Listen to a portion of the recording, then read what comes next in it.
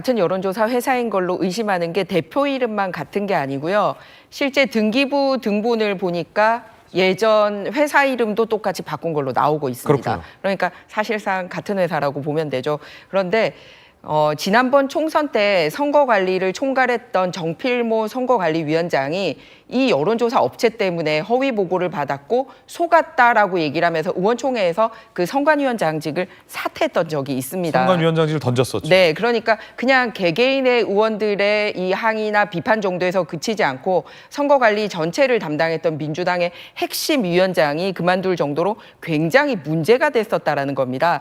그러면은 그 이후에 해결이 잘 되었느냐? 당시 이재명 전 대표가 이 부분에 대해서 조사를 하고 처리를 하겠다라고 발표를 했거든요. 근데 지금 총선 끝난 지 오래됐는데 그 이후에 이 사실관계가 어떻게 됐는지 이 업체하고는 어떤 조사가 있었는지 일체 발표를 한 게 없습니다. 그래 놓고서 이번에 다시 등장을 한 거예요. 그러니까 사실 지금 이재명 대표 같은 경우는 가만히 있어도 1등이란 게 명확한데 경선 룰을 바꾸지 않았습니까? 원래 국민 100% 해야 되는데 이렇게 50-50으로 거꾸로 바꿔서 한번 공분을 산 바가 있는데 그 바꾼 것을 수행하는 회사조차 이렇게 문제 있는 회사를 등장시키는 게 이상하다. 그러니까 이재명 대표 같은 경우는 그러지 않아도 사법적 리스크 때문에 준법 의식을 지금 의심받고 있는데 당내에서까지 이렇게까지 무리수를 서서 그 업체를 데리고 올 수 있을까? 그리고 이 업체를 몰랐다라고 얘기하는 건 말이 안 되는 게 선관위원장이 그만둘 정도로 문제 있는 업체였다라는 것과 그리고 두 번째는 당대표가 조사해서 결과 발표를 해라라고 했기 때문에 굉장히 집중해서 보고 있는 업체일 거란 말이에요. 그러니까 실수로 들어왔을 가능성은 거의 없어 보입니다. 그래서 이 부분은 이재명 그 대표님이 지난번 결과 어떻게 됐는지 명확하게 답을 할 차례지 않나 이렇게 생각합니다. 여러 가지 좀 이제 불만을 가지신 분들의 좀 목소리가 나오니까 이제 업체가 자진해서 그냥 자기는 빠지겠다고 해서 빠진 상황인 거죠.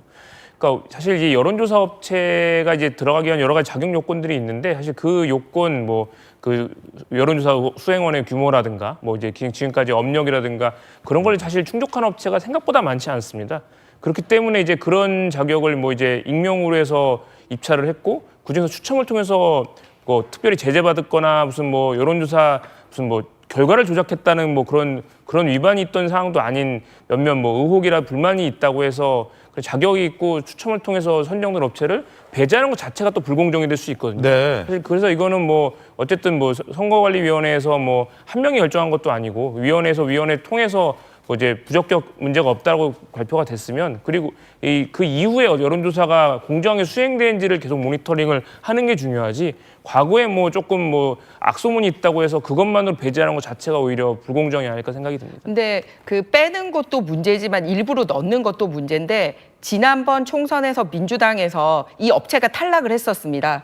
그런데 뒤늦게 이 업체를 끌어들였기 때문에 민주당 선관위원회가 이거를 문제를 삼았었던 거거든요. 그러니까 탈락한 업체를 굳이 끌어들이고 그런데 그 업체가 한 조사는 주로 비명계들에게 불리한 여론조사였다. 그리고 이재명 전 대표가 윤리감찰 지시를 했는데 여기에 대한 얘기는 없고 이번에 다시 들어왔다. 이거는 사건이 지금 한 번 일어난 게 아니라 지난번 총선 때부터 몇몇이 이렇게 몇 번의 사건으로 연속되는 업체이기 때문에 국민들에게 충분히 공정성을 그러니까 그 나머지 후보만 의심받는 게 아니라 국민들이 보기에도 좀 의아하지 않나 이런 생각입니다.